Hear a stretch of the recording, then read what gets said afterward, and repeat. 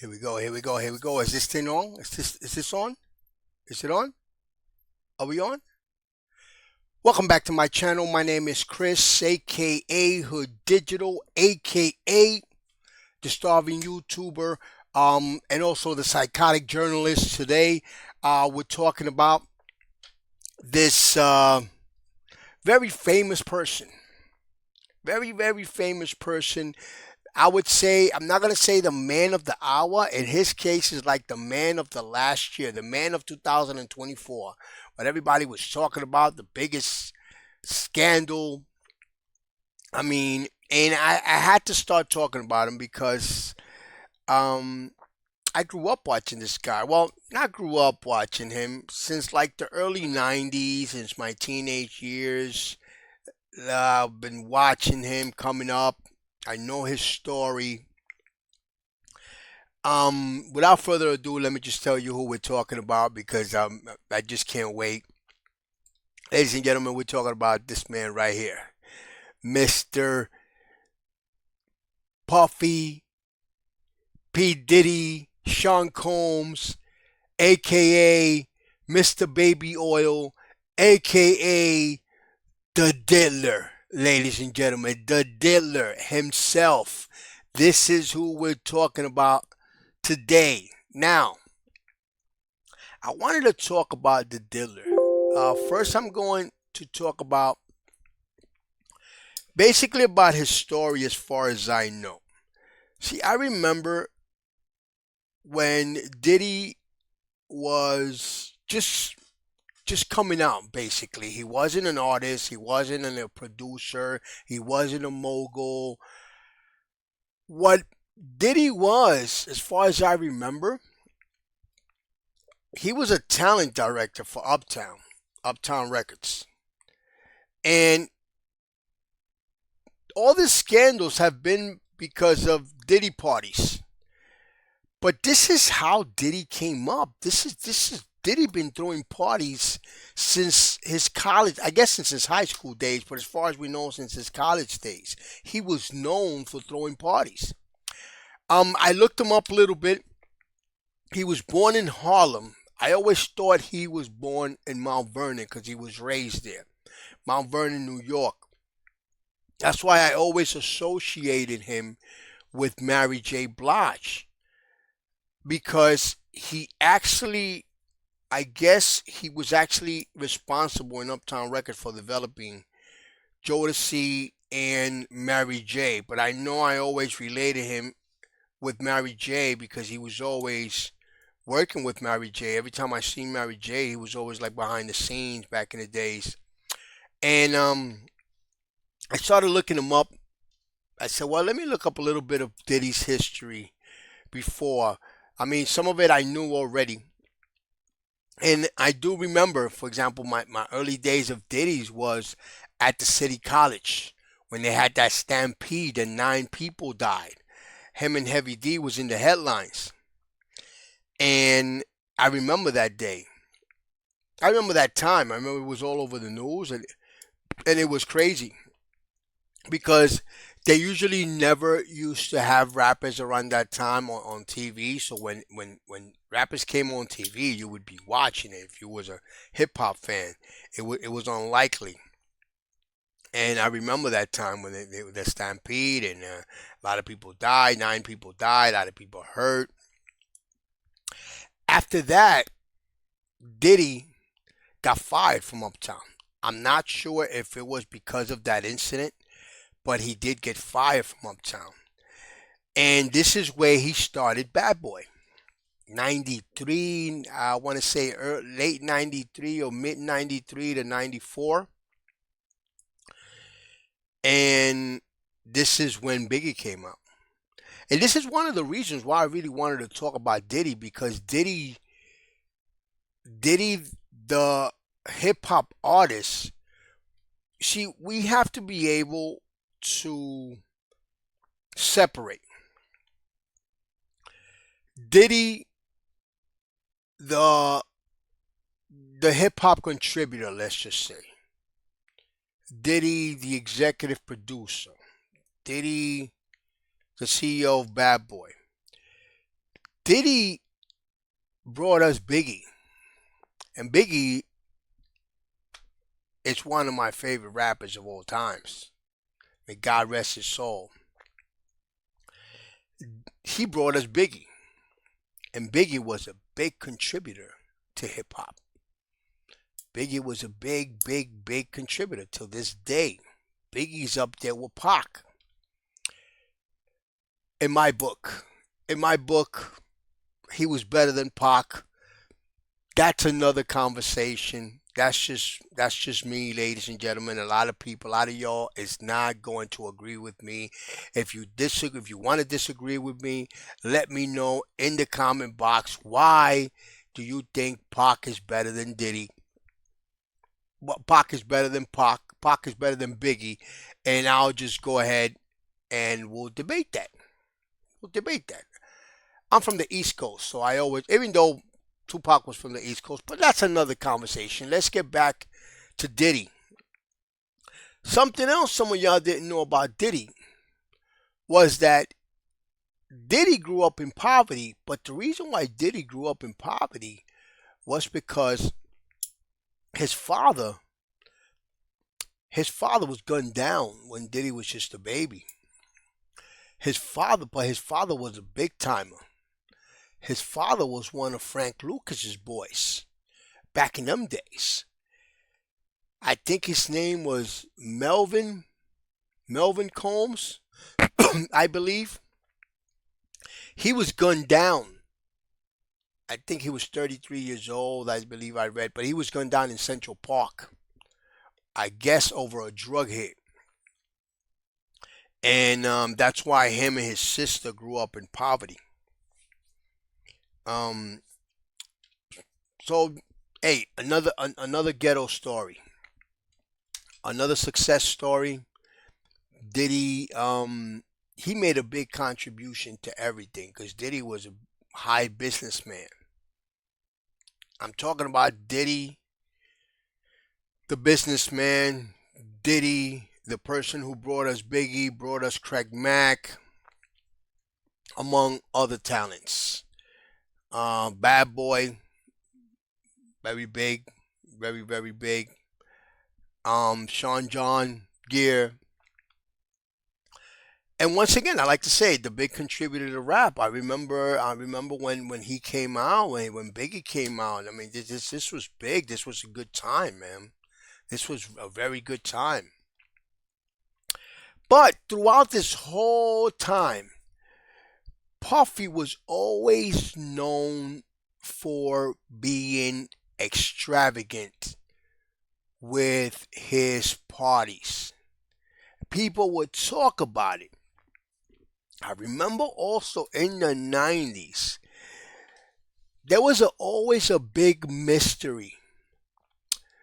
Some of y'all who was from that era might know what I'm talking about. Who was the gay rapper? Puffy was in that conversation. Puffy came up in that conversation because back in the day, see, now this is nothing right now. There's a lot of gay rappers, there's a lot of gay everything right now. But back in the days, being a gay rapper was like non existent. It didn't happen. And if they did, they had to be in the closet because you had rap. Rap itself, hip hop was very, very masculine. And it wasn't accepted at all. At all, it wasn't accepted. And y'all that's from that era, y'all know exactly what I'm talking about. But Diddy was always in that conversation. And Diddy's parties, it was always a mystery, but nobody would really talk about it. They would just talk about how Diddy's parties were outlandish, let's just say. But all of a sudden, as time went on, and with this thing that happened when he beat up his girl, that's when everybody jumped on the bandwagon. Everybody jumped on the bandwagon, and all of a sudden, Police, investigators, got an indictment on him. First, you heard the rumors. First, the rumors was coming. First, the rumors and the accusations. And at first, the accusations, they had no base to it. And then all of a sudden, they had base to it. Before you know it, they got him. Went to his house, raided his house, found 1,000 bottles of baby oil, which is crazy. Found heavy artillery in his home. They found other stuff, I guess dildos and stuff like that, some crazy shit. But anyway, I don't think it's illegal to have dildos in your house. But anyway, but they also arrested his sons. They detained his kids and everything. It was a big, big thing. So now he's being charged with sex trafficking, amongst a lot of charges. And I know everybody knows this, but his trial is coming up in May. He's been locked up for a couple of months now. His trial is coming up in May. And I'm wondering, because this is crazy. His trial is coming up in May, but that's too soon.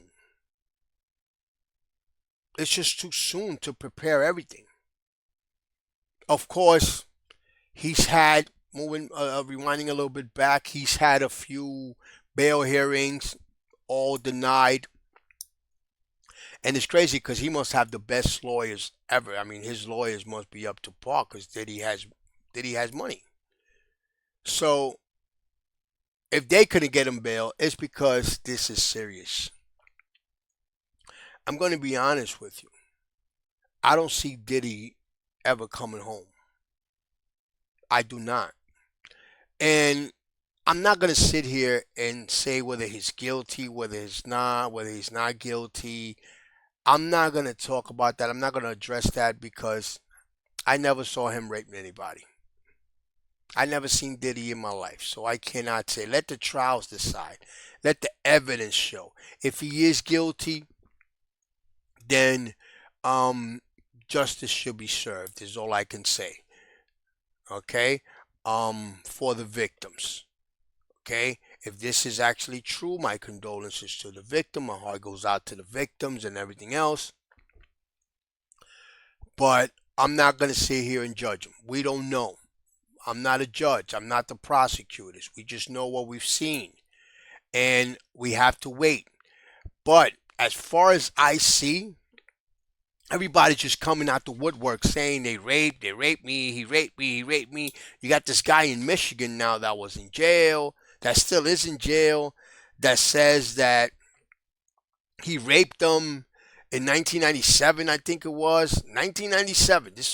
We're talking, what, almost 28 years? He raped them, and he wants to call Mrs.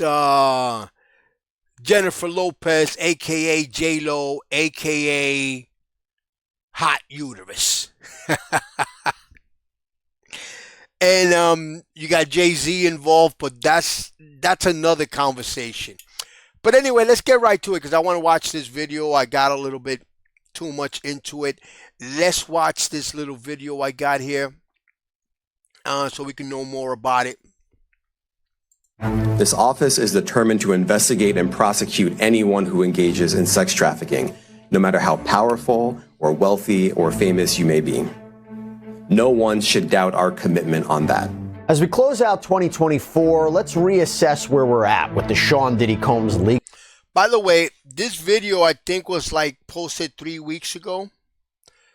I believe that, I forgot this guy's name. I think his last name, I think Damian Williams is the name of this guy, prosecutor. But if I'm not mistaken, he resigned.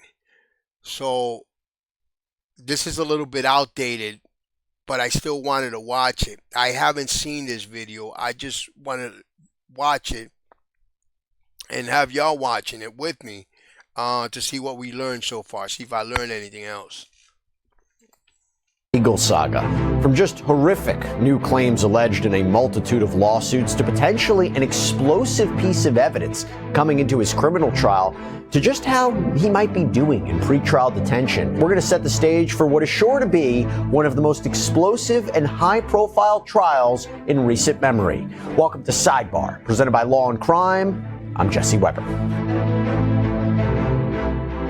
It's sad. He must be stressing like crazy in jail. And because no matter how good you are in jail, you're eating in jail, you're controlling the jail because you got all the money in the world. At the end of the day, man, you're in jail. And not only is he in jail, but I know his lawyers is prepping him up for what's coming. Because it's just too many cases. It's just too many. He could go to trial now. There's going to be other trials. This is not going to be over for Diddy. Diddy's going to be going to court at least for the next 5 years. This is just my prediction because it's just so many things. A lot of false accusations. A lot of people just wanting money, just jumping on the bandwagon. Trying to jump on the money wagon, we should say. And there's going to be a lot of the press. The press is going to have a field day with this. There's a lot of money going around. There's a lot of work for the press with the Diddy scandal. But let's keep watching. So as we come to the end of this year, let's think about where things currently stand for Sean Diddy Combs, the rapper, producer, and mogul turned criminal defendant. And when you think about it, my gosh, what a year it has been, right? 2 of his properties in March of 2024 were raided by federal agents to retrieve guns, digital evidence, physical evidence. It was shocking when that happened. His 2 sons were actually detained. They were handcuffed outside of one of the properties when this was going on. They weren't arrested, but they were detained as there was this large showing of force entering these properties. In May, CNN published a video of Combs purportedly beating his ex-girlfriend, Cassandra Ventura, in a hotel hallway from back in 2016. Running down a hallway in a towel, kicking, punching, dragging her, throwing things at her. 2 days later, he releases an Instagram video seemingly apologizing for what he did. I was f***ed up. I hit rock bottom. But I make no excuses. My behavior on that video is inexcusable. I take full responsibility for my actions in that video. See, the thing with Diddy, I think, and based on my perspective, my perception of Diddy, Diddy's the type of person that he just thinks that he could just get away with everything. Like his ego, he let his ego run. So he think he could just manhandle people and do what the fuck he wants. And when you have that much money, you kind of can, but there's a limit. Eventually, you're going to run into a wall. There's no doubt about that. Eventually, you're going to run into a wall. Because eventually, you're going to get beside yourself. And eventually, you're going to have to, as he said here, you're going to have to take full responsibility for your actions. And this is what's happening to Diddy. I don't think that every accusation is true. But there's a big percentage that is. And something else I wanted to say. His empire has been crumbling down since before this incident. Diddy, I think, was up in the billions. If you look up Diddy now, Diddy's probably worth, what, 300-400 million? And that's still a lot of money. But the fact is that it's coming down, though. It's coming down regardless. Because of this scandal, I know he lost a lot of business. A lot of cancellations, a lot of business, a lot of empires came down. Because when you're a mogul, negative press is poison. But let's keep watching. disgusted. And then in September, everything changed for Sean Combs. That is when he was officially arrested out in New York, and he was charged with 3 federal crimes: racketeering conspiracy, sex trafficking by force, fraud, or coercion, and transportation to engage in prostitution. And as described in the indictment, he is accused of, namely, quote, that he abused, threatened, and coerced women and others around him to fulfill his sexual desires, protect his reputation, and conceal his conduct. To do so, Combs relied on the employees, resources, and influence of the multifaceted business empire that he led and controlled. See, there's a lot of charges here. There's a lot of allegations here. Sex trafficking, that's serious. Forced labor, kidnapping, that's all. Those are serious charges. Arson, bribery, obstruction of justice. And this is not just one incident. These allegations are involved. These allegations are based on multiple incidents, a lot of incidents. But you know that there's a lot going on here, because I forgot who I heard that was saying that, for example, if you're a rapper and you're touring and you have an entourage and you want to have some girls around, you want to have some company,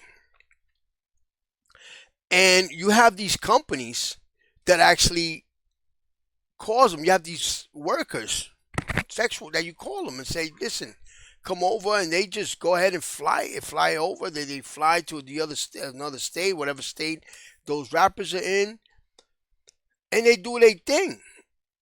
Is that considered sex trafficking? If I have, for example, if I know girls that, they get busy, and you call them and say, listen, come down. I got Diddy and his entourage here. Come at the hotel. Bring all your girls. Bring 20 girls. Fly over. Come on. Let's say they're in New York. They're flying down to Miami. Is that considered sex trafficking? So there's a lot of gray areas in that. Let's keep watching.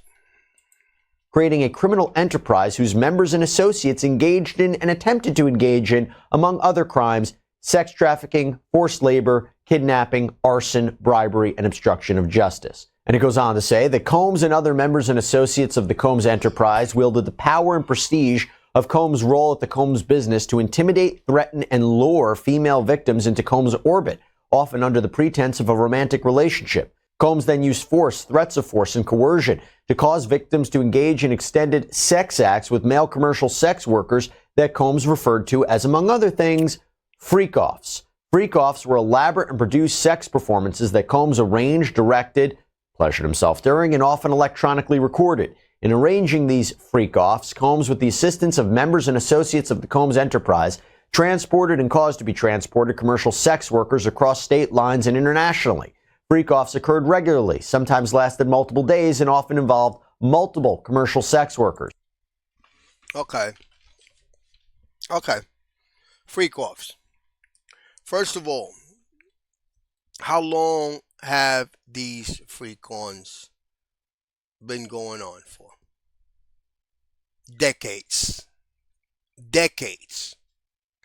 Like I told you before in the beginning of this video, Puffy was known even in college. We're talking 90, 91. Puffy was known for parties, whether they were called freak-offs or whatever. Thousands of people. When Puffy used to throw parties, thousands of people used to go. And all this time, Puffy is known for throwing extravagant parties. Now, my question, and these are all questions that I ask myself, and I'm asking whoever's listening, and please put it in the comment. I want to know, why is it that This thing didn't just happen in one party. These things happen throughout multiple parties, a lot of parties. So why is it that nobody came forward? You're telling me not one person came forward? Because these type of freak-offs, we're talking hundreds of people involved, at least 100 people involved. Because we're talking mansion. Okay? Now, the victims, right? Nobody said anything. Nobody went to the cops. We're talking kidnapping, threat of force, coercion. Somebody was going to say, especially one of those girls, damn, you know what? I need some money, man. Fuck that. I'm going to go to the cops. Fuck that. I'm going to go see a lawyer, man. I'm going to go file a police report. I'm going to get some money off these people. So nobody ever did that till now. Nobody ever did that until Puffy got arrested. And we're talking multiple people involved, multiple parties that have been going on for years, decades. And why is it that now everybody's just coming out? I know this is called, I think this is what they call the Me Too movement or whatever. But that doesn't make sense. His lawyer could argue that. So you're telling me if I lived in the States, I could just go and say, listen, Puffy raped me. That would be crazy. But I'm surprised people not doing it. Listen, yeah, he raped me. Anybody that's ever come across Puffy that wants some money, he raped me. And I forgot who I heard say this, but that's gonna happen. And the fact that a lot of people is gonna come out alleging and accusing, some of it be false, some of it be true. So I heard that that's gonna help the defense. It's gonna help them because they're gonna be able to disprove a lot of people. So with that, they're going to hold on to and actually disprove the people that were actually saying the truth. But I want to know, why is it that now everybody's just coming out the woodwork? Everybody's just coming to get a piece of the pie. And how serious is this going to stand in court? And something else is the false accusers. Can Diddy's legal team counter suit? Because obviously the ones that are lying is still defamation, no matter how defamed he already is. But let's keep watching. During freak-offs, Combs distributed a variety of controlled substances to victims, in part to keep these victims obedient and compliant. Sometimes, unbeknownst to the victims, Combs kept videos he filmed of victims engaging in sex acts with commercial sex workers. After freak-offs, Combs and the victims typically received IV fluids to recover from the physical exertion and drug use. That was so significant when that came out, because we had heard about freak-offs before in at least one other lawsuit. Particularly, I'm talking about Cassandra Ventura's lawsuit against him. But to have the federal government come forward and illustrate the freak-offs, it makes me wonder a few things. We still don't know all the evidence that they have, right? We don't even know what the videos and digital evidence they have consists of. But also, this racketeering enterprise, this criminal enterprise, it can't just be Combs acting alone. As you heard, he had help. So it makes me wonder who all the cooperating. There's bigger fishes. There's rumors on that. There's bigger fishes. This is going to escalate into something bigger. They probably just started with him. This is it. But if there's people that are too big, then things will calm down. It always happens. Something else is that then this is why Diddy's going to be going to court for a long time, because you got drugs, you got supposedly the baby oil was laced up. How the hell you lace baby oil? Were they drinking baby oil? I don't get that. But anyway, you have a lot of stuff going on. I mean, there's a lot. There's charges coming from all angles. I don't see Diddy. I don't see Diddy coming home ever. I don't. I see Diddy getting R. Kelly all day, just on a different situation. Witnesses could be or will be at his upcoming trial. By the way, we really appreciate you guys coming to us all year on this Sean Combs story. We really, really thank you. And we will continue to stay on top of everything that develops. And for that, I have to call out also our incredible sponsor, Morgan & Morgan, because it's with their support that helps make episodes like this possible. Now, here's the deal. If you're injured, you have to know what your legal rights are and if you can be compensated. Well, enter America's largest injury law firm, Morgan & Morgan, a firm with over 1,000 attorneys. They have case specialists, paralegals, investigators, the whole process in these cases. I'm going to forward the commercial. Harboring or transporting over state or believe that to be sex trafficking charge. That refers to sex trafficking of the victim one. We believe that to be Cassandra Ventura. It involves things like enticing, recruiting, harboring, or transporting over state or international lines a person and using force, fraud, or coercion to have that person engage in commercial sex acts, meaning sex acts where something of value was involved, such as money or promises or opportunities. The prostitution charge is literally transporting an individual over state or international lines with the intent that that person engage in prostitution. And by the way, what is at stake for Sean Combs? Well, if convicted, the 55-year-old faces some very serious prison time. The racketeering charge alone, he could be looking at life in prison. If found guilty of sex trafficking, he's facing a mandatory minimum sentence of 15 years in prison. And the prostitution charge carries a max of 10 years in prison. Now, did you guys hear that? It's impossible for him to come home. And that's just the beginning. That's just the beginning. That's not even counting the actual the probably gun charges he may have. There's a lot of other stuff, man. That's why I said that he must be stressing hard, because no matter how good he's living in that prison, it's still or in jail. It's still jail. It's still jail. So I mean, it's crazy, man. Let's continue to watch. Now, Diddy's trial is currently scheduled for May of 2025. His defense seems to be that all of this was consensual, that no one was threatened, no one was forced, no one was coerced into doing anything. I'm sure they're also going to argue that there was no criminal enterprise, there was no illegal conspiracy or criminal agreement, that maybe a lot of these people, these alleged victims, are coming forward because they have pending lawsuits, that they're looking for a payday. So I will say, from a legal point of view, they might have a way to argue against the racketeering conspiracy or sex trafficking. What might be the most problematic for Sean Combs, legally speaking, how do you defend against the prostitution charge? Seems like the most straightforward. If you procured sex workers and there's evidence that you transported them across state lines, and if there are financial and travel paperwork documenting this, that can be problematic. But look, yeah, but if he just gets convicted of that, do a little dime, 15 at most.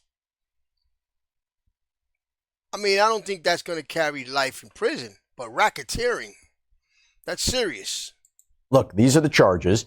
And more specifically, where are we with this case? Well, the next hearing is set for March, and the prosecution indicated that they will plan to finish turning over evidence to the defense by the end of this month, unless, of course, there's additional evidence. And by the way, the prosecutors were kind of cagey about whether we can expect a superseding indictment here, meaning additional or amended charges. One of the prosecutors indicated to the court, Judge Arun Subramanian, that if there was a superseding indictment, it really wouldn't require that much additional discovery, additional evidence that has to be turned over. So not exactly sure what that means, if it means just there's going to be... Let me know in the comment box, what's a superseding indictment? I thought I was good in these things until I just heard this. I guess I'm not that good. The thing is that if they just by looking, just by the fact that they're not giving them bail, it says a lot, man. When they don't give you bail and you have such good lawyers and you've gone to multiple bail hearings and they don't give you bail because obviously they got a lot on you. Puff Daddy is not, it's not a flight risk. How can he be a flight risk? He's very famous. Everybody know Puff Daddy. So I guess he wasn't a flight risk, but if they and still over that, on top of all that, they can't give him bail. That's because something, and they got some serious videos. I mean, I was just about to say, no, that's all he say, she say, all those allegations, but there's a lot of evidence to prove all that. Those videos is gonna fuck Puffy up. Let's keep watching. Additional evidence that would be presented to support the current charges. Maybe there wouldn't be additional charges. Maybe it wouldn't change the trial date, but we'll see. However, I will say the reason that this is important is because it's been reported that a grand jury has been impaneled that is hearing additional evidence in the Combs case. In fact, an alleged witness, a man named Courtney Burgess, came forward, and he's somebody who's come out and said that he saw a series of sex tapes with Combs and celebrities, and that includes minors. And by the way, oh my God, you see? I seen something else today too, that there was a band that came out, I guess a hip hop band or R&B band from back in the days that said that Puffy stole $30 million from them.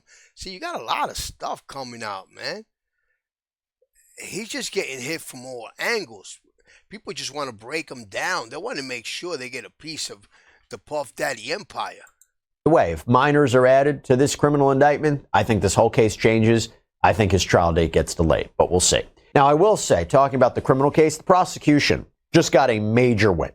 So Sean Combs' defense counsel was trying to suppress the 2016 videotape I mentioned, the one of Combs purportedly beating Cassandra Ventura. And their argument was, look, this was leaked to CNN, potentially by the government, and therefore it shouldn't be allowed into trial. However, the government denied being in possession of that videotape before CNN released it. And by the way, it would make sense the defense wouldn't want this to come into trial, right? Because it's one of the most tangible, concrete pieces of evidence, arguably demonstrating Combs' alleged violence, but also that Combs was running down that hallway wearing a towel. And prosecutors have alleged that there was a sex worker in that hotel room and that Ventura was trying to escape, meaning that this is prime evidence of sex trafficking. However, as much as the defense didn't want this to come into trial and asked Judge Arun Subramanian to hold an evidentiary hearing on this and whether this videotape was leaked and whether or not it needs to be suppressed, the judge denied that. Yes, Judge Subramanian recently wrote in an order, Combs has not carried his burden to show that the government leaked the video to CNN. Combs argues that the most likely source of the leak is the government, but he doesn't point to any sound basis for this conclusion. And Judge Subramanian also added that none of Combs' arguments for why the Department of Homeland Security, these were the agents that actually conducted the raids on his property, that none of the arguments for why the Department of Homeland Security was the source of that leak, none of them were convincing. None of those. You know, guys, I have a feeling that they could burn that video. They could never show it in trial. That video could have never existed. And the videos that are coming, that one was nothing compared to the ones that are coming. The ones that are going to actually be shown on trial. I have a feeling that that's the least of his worries. Because that probably just points out to domestic violence and stuff like that. Because you can't prove that there was a sex worker in the room, other than her testimony. But that doesn't really say nothing. It's what shows in the video. I mean, lawyers could probably get around that. So I think that's the least of his worries. Those arguments were convincing. So it seems that video is potentially going to make its way into this trial. But I will say this. Judge Subramanian has indicated, though, actually warned both the prosecution and defense that they and the investigators and law enforcement involved in this case, they cannot disclose grand jury materials or information or any other non-public information that could potentially affect Combs' ability to get a fair trial. And he indicated action will be taken if specific information comes to light showing that they leaked prohibited information. So everybody's been put on warning again. Now, putting all that to the side, got to talk a little bit about something else that's happened, the civil side, because while we don't know whether or not the dozens of accusers that have sued Sean Combs will be potential witnesses in his criminal trial, Combs has been hit with a flurry of lawsuits, especially recently. 3 men just filed lawsuits against him saying they were all victims of Sean Combs, all anonymous. You have one, John Doe, who says back in 2020, so only 4 years ago, he attended a Sean Combs party in the Hamptons, fell in and out of consciousness after taking a drink, and woke up to find Combs and his associates taking turns sexually assaulting him. Oh, my God. Another lawsuit involves John Doe, who claims he met Combs at a New York nightclub in 2019. He was invited to an after party at the Park Hyatt Hotel. By the way, that is the hotel where Combs was staying when he was arrested by federal authorities in September. But he claims once he was in this hotel suite with Combs and others, he was drugged and awoke to find Combs assaulting him. He tried to resist, but he couldn't. And even more in a deranged sense and a disturbing sense, he says there were people in the room recording this assault. There's just too many incidents, man. There's just too many incidents. I'm telling you, there's just no way. This guy is making R. Kelly look like a choir boy. I'm telling you, there's a lot. There's too many incidents because it was a pattern. I guess he was doing this on the reg. But like I said, I'm not a judge. I'm just telling you what it seems. It's just too many incidents. It's just a lot of people coming. Just it's too much, too fast. Let's just say. And then you have the other lawsuit from a man who says that he was assaulted by Sean Combs at the Intercontinental Hotel in New York in 2020 after working for him for years. And he alleges after the rape, Combs told him that going to the police will make him look like an idiot. And because he is Diddy, this man would never be able to prove that this happened. And that, by the way, is arguably not even the most disturbing recent lawsuit.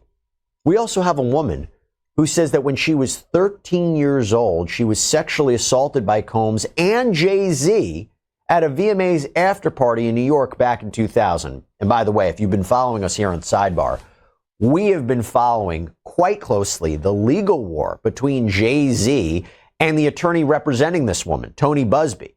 And that is something that we have dedicated many a sidebar to. It has gotten very, very, very ugly.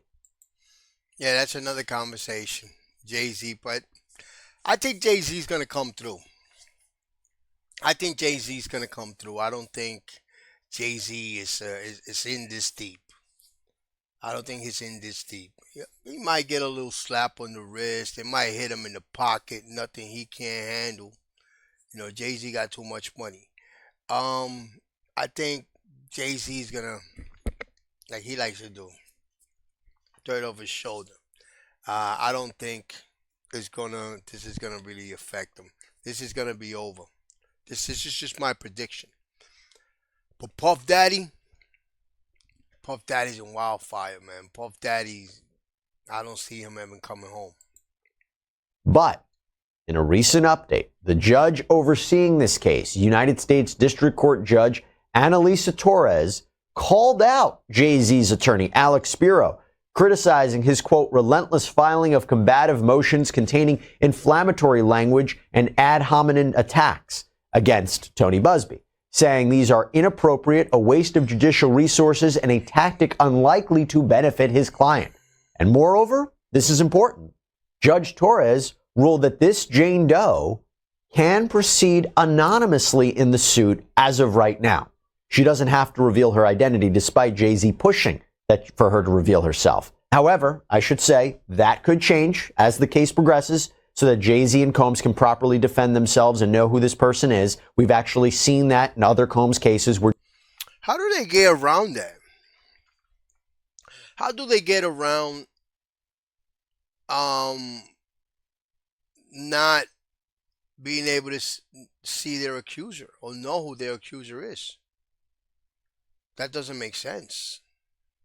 Maybe it's something I'm missing, or maybe there's something I don't know, but that doesn't really make sense because based on what I understand, I have the right to know who my accuser is. You can't, I mean, you could remain anonymous until trial. At trial, then you have to, because if that's the case, then anybody could come and just say this and that, with no base. I don't get it. But maybe there's something I'm missing. Where Jane Does have been ordered to reveal their identity, so we'll see if that ultimately changes. But actually, quite recently, we had another lawsuit that was filed against Sean Combs from a woman who actually decided to identify herself, LaTroya Grayson.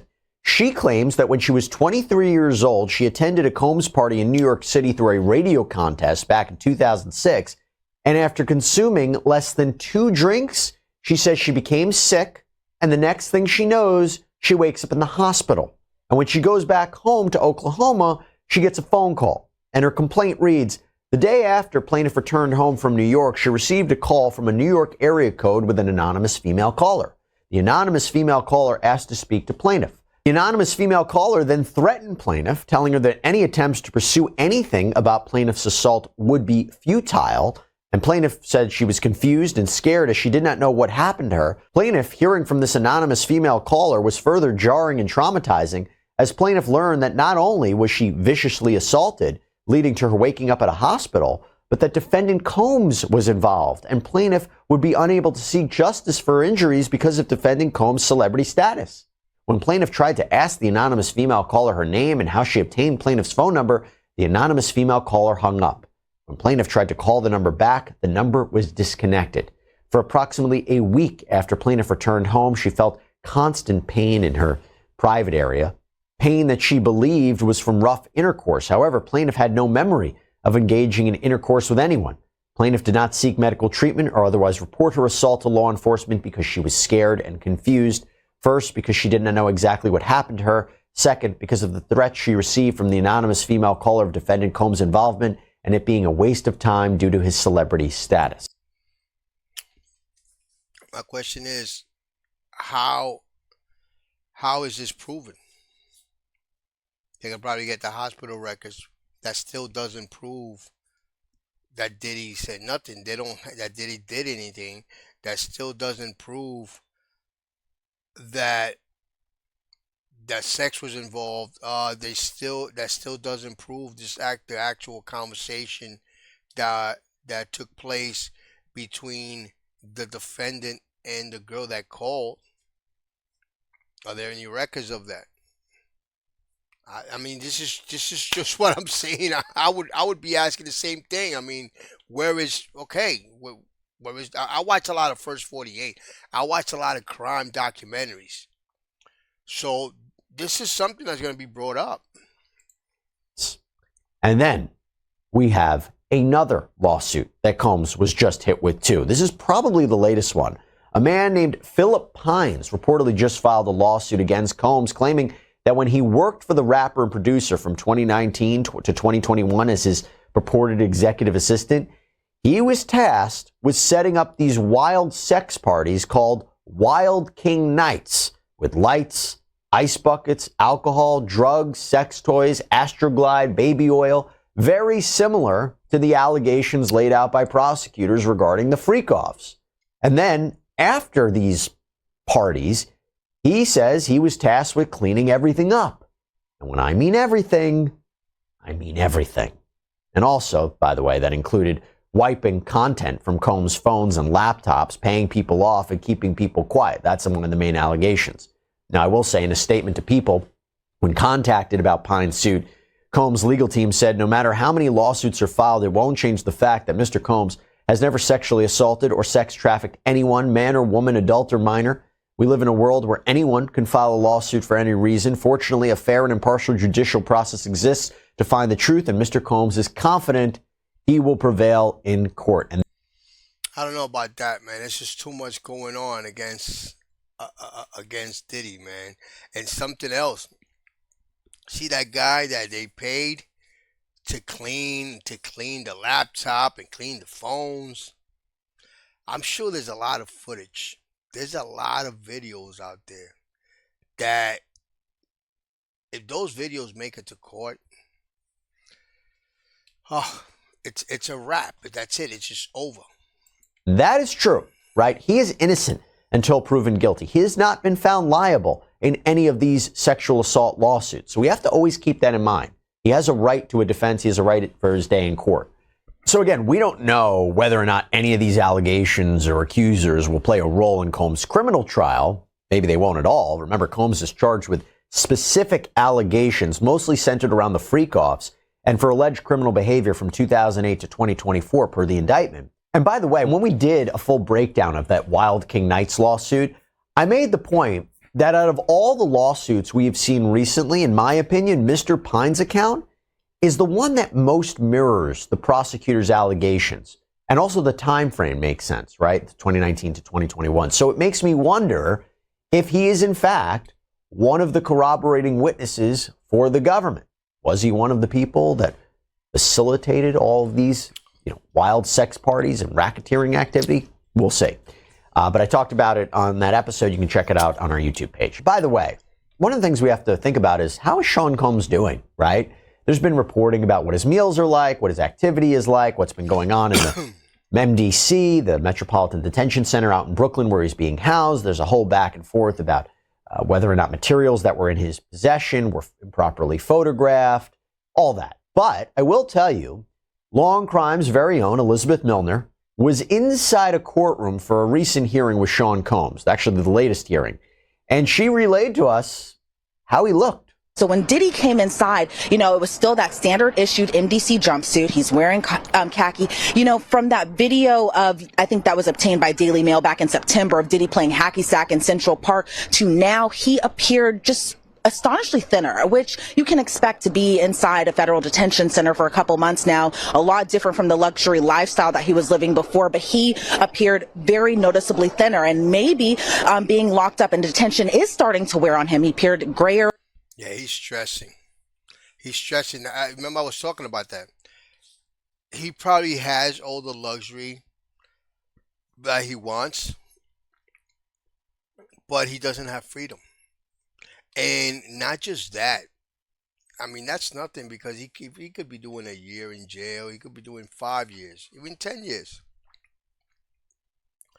And it's just the fact that I know his lawyers just keep coming at him with bad news. And he already knows. He knows what he's done. Conscience is just kicking him in the ass. He knows what he's done. And he knows. Diddy knows that it's time to pay the piper. Like I said, I'm not here to judge him, but it's just too many allegations for all of this to be false. So he knows. So he's out. He's in there stressing, and he's stressing because he knows what's coming, and the guilt is probably fucking him up too, because he's done a lot of damage to a lot of people, supposedly based on everything that's being alleged. Let's continue to watch. A little bit as well too, but again, he appeared just like how you would expect Diddy to appear for a hearing. It's so interesting to hear that, because of course pretrial detention is no picnic, especially in the MDC. But it's also interesting because according to reporting like from ABC, when Combs was in that courtroom for that latest hearing, he reportedly said in court, "Happy holidays, y'all." And also he was apparently so polite to the judge, asking, "Good afternoon, how are you doing today?" So just a seemingly upbeat attitude compared to what he's dealing with and what he's facing. And when I say facing, I mean potentially life in prison, potentially never stepping out of prison again. And why do I say that? Because one of the most significant updates in the Sean Combs case in the past few months was the issue of bail. Multiple judges have denied Sean Combs bail, and most recently, it was up to Judge Subramanian. And after hearing arguments presented by both the defense for pretrial release and the prosecution for detention, he ended up siding with the prosecution. As Judge Subramanian wrote in his order, The court finds that the government has shown by clear and convincing evidence that no condition or combination of conditions will reasonably assure the safety of the community. So first, aside from the allegations in the indictment as a basis of how dangerous Sean Combs may be, Subramanian cited that 2016 videotape as evidence of Sean Combs' violence and dangerousness, which is important in a bail analysis. Second, Subramanian ruled that Combs presented a serious risk of witness tampering, like improperly contacting a grand jury witness and trying to cover it up. Third, Subramanian says that Combs violated the Bureau of Prisons regulations in the MDC through having three-way phone calls or using other inmates' phone access codes, talking to people not approved on his contact list. In other words, he broke the rules while in the MDC, while he was seeking bail, and when he knew the government had already alleged he was reaching out to witnesses and engaging in obstruction, and yet he does this. So, aside from that, how can we even trust him to be on the outside? Okay. That tells me a lot. Remember, guys, I haven't watched this video. I just picked it out. I've seen like one clip or two, but I haven't really watched this whole video. So remember that at the beginning, I was questioning myself and as to why they haven't given him bail since, he's Diddy. He's everybody know Diddy. He's not a flight risk, but that explains everything, and it makes all the sense in the world. Witness tampering. He could be bribing other people and try to control the narrative from the outside. So I get that. Fourth, this was interesting.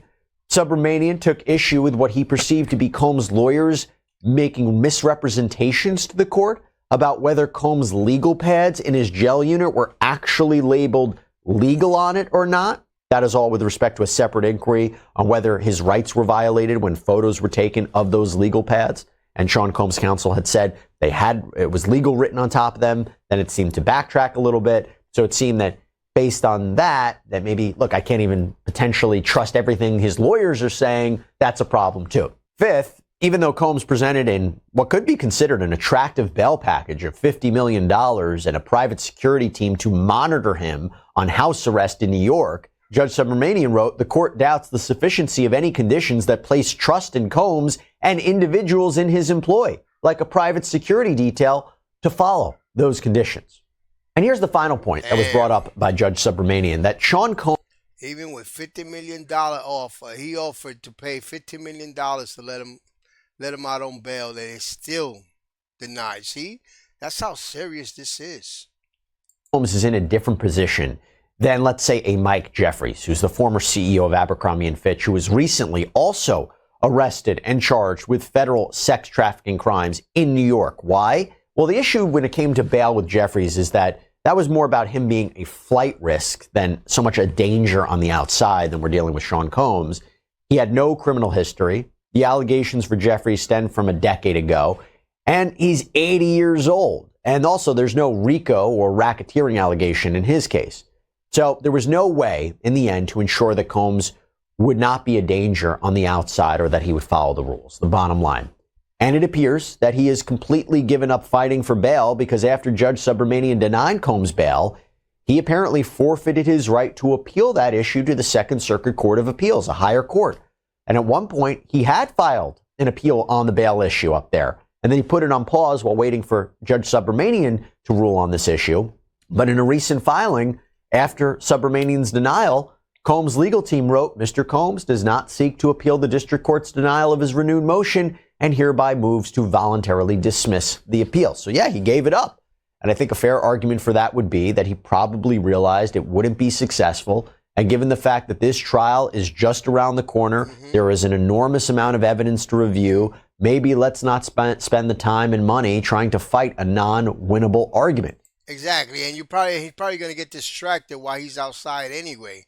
He's probably going to get distracted, and then, so I think he made a good choice. It doesn't make sense. You're going to spend all this money on bail. Even if they give you the bail money back, you still got that money tied up.